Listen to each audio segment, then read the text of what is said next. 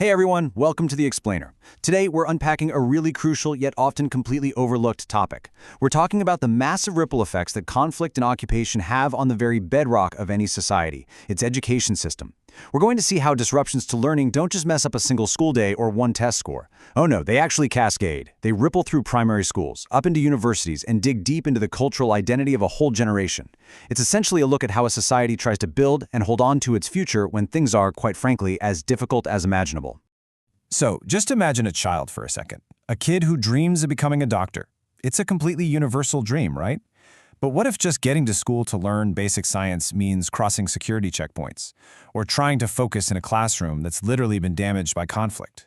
What if a university student is all set for finals, but suddenly their classes are shut down by severe travel restrictions?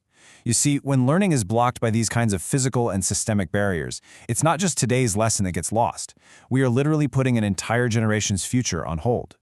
Okay, let's dive right into this with Part 1, Accessing the Classroom. For most kids, school is supposed to be a safe haven. It's a place of routine, growth, and security. But under prolonged conflict, just the physical act of getting to that classroom becomes a huge daily hurdle. Students often face agonizingly long travel times because of severe movement restrictions. Their normal route might be totally blocked by sudden road closures or checkpoints. If tensions flare up, schools might just close indefinitely, and even when the doors are open, the buildings themselves might have suffered physical damage, or the school day is constantly fractured by general insecurity. So the crucial point here is that one missed day doesn't just stay as one missed day.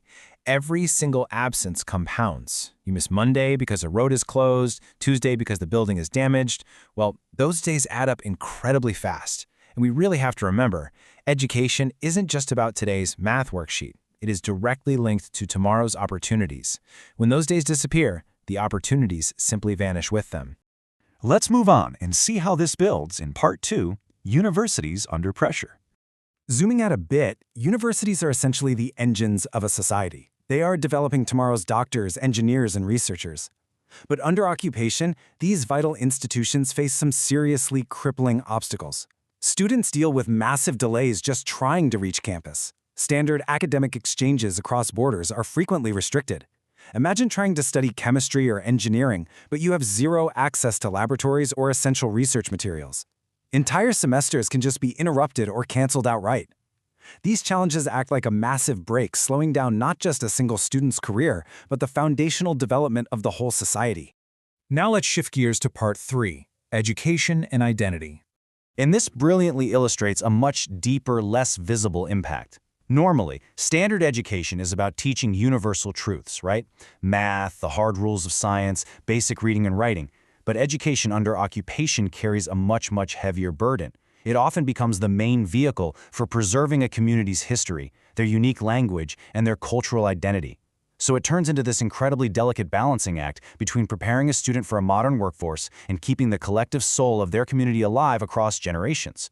Because of that intense burden, we naturally see highly sensitive debates erupt over what exactly gets taught.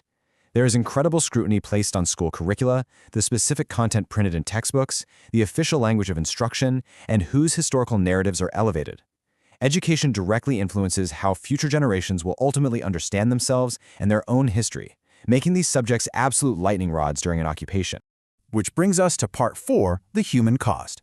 You know, it is so easy to get lost in the macro-level statistics, but we have to remember, behind every single statistic is a student. When you read a report saying attendance dropped 20%, you're actually reading about a young child who just wants to learn how to read. You're talking about a teenager anxiously trying to prep for their university entrance exams in a damaged building. And you're talking about teachers, dedicated teachers, standing at the front of a classroom, trying desperately to inspire some hope, while a swirling cloud of uncertainty sits right outside their windows. In these kinds of environments, parents look at education the exact same way parents do anywhere else in the world. It is absolutely the safest investments they can make in their kids' future. Even when circumstances make learning incredibly difficult, they push forward. For many of these families, simply keeping their children enrolled and attending school transforms from a mundane daily routine into a profound act of perseverance and resilience. It's basically a refusal to let the future be dictated by present conflicts. Let's zoom all the way out for Part 5, the legal framework. Now, what's really interesting about this is how the global community responds. They do it through a foundation of international rules. Both international humanitarian law and human rights law recognize just how vital education is. The Fourth Geneva Convention contains very specific provisions concerning the protection and welfare of civilians during armed conflict and occupation. And crucially, this explicitly includes the welfare of children. The clear international consensus here is that vulnerable populations absolutely must be shielded and their development has to be safeguarded. Alongside the Geneva Convention, we have UNESCO's standards. Their guidelines forcefully emphasize that education has to remain accessible and protected, and that protection extends to the physical buildings, the students, and the teachers. Yet the stark objective reality, as we've seen throughout this whole explainer, is that actually enforcing these international standards on the ground is incredibly challenging.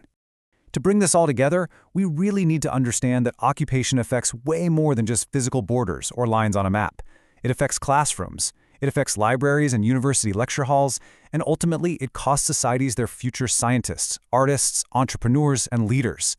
Protecting education isn't just about saving a brick-and-mortar building. It quite literally means protecting the future itself. Every single child, no matter where they live or the difficult circumstances surrounding them, deserves the opportunity to learn. Which leaves us with this final, really important thought. Based on everything we've unpacked today, from those blocked roads stopping primary schoolers to the heavy, delicate burden of preserving cultural identity, I want to ask you, should education always be protected from the effects of conflict and occupation? Take a moment to really reflect on the realities we've uncovered here, and please share your thoughts respectfully in the comments below. Thank you so much for learning with me today, and I'll catch you in the next explainer.